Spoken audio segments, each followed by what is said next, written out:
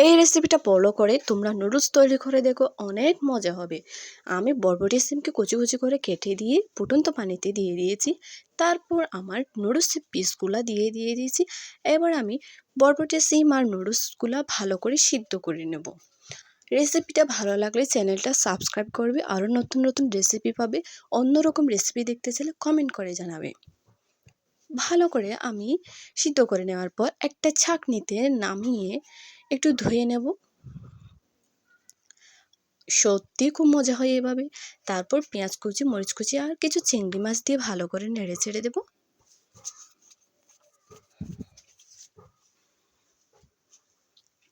এই তো হয়ে যাচ্ছে।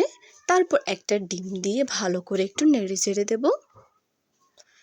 তারপর যত পিস পরিমাণ নুডলস দিয়েছি সেগুলার আমি মশলাগুলা দিয়ে দিচ্ছি।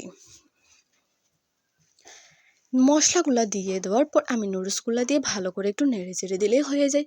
আসলে নুডলস করতে খুবই সোজা আর খুব কম সময়ে আমরা সকাল বা বিকালে খেয়ে নিতে পারি। এইভাবে নুডলস ভেজে অনেক মজা পাবে।